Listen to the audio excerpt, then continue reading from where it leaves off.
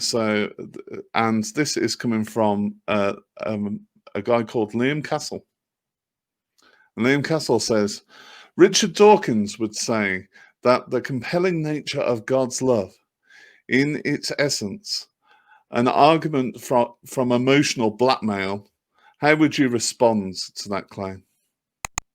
Right. So let me just read that question again. So Richard Dawkins would say that the compelling nature of God's love is in essence an argument from emotional blackmail. So what would you say to that? So what would you say to that, Steve? No, well, you're the guest. To be honest with you, I don't really know much about Richard Dawkins, but his God's love is in essence an argument from emotional blackmail. You know, God's love does not come from emotional blackmail, you know, but it comes from our pursuit of God's love.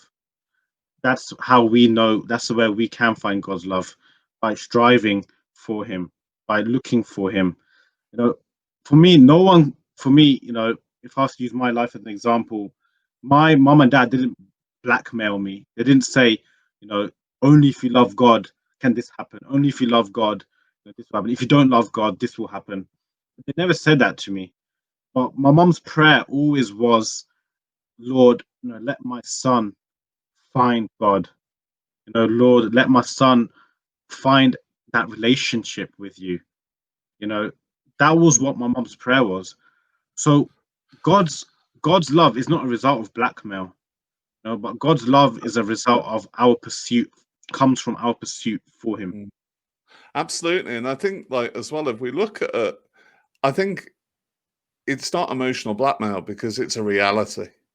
You know, because reality is that you don't need blackmail for reality. So right from the beginning of time, God set a plan in motion that he loved his people, and he brought us all the way through to Jesus on the cross, where he came to die for our sins so that he could bring us love.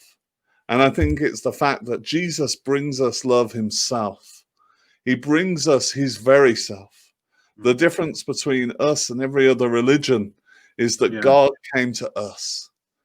Yeah. And, you know, and that's the thing, Emmanuel, God with us.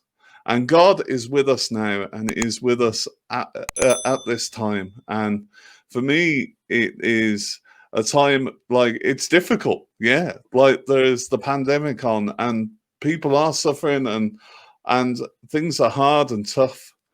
But if we turn to him, if we come to him now and open our hearts, we can do this. Yeah, definitely.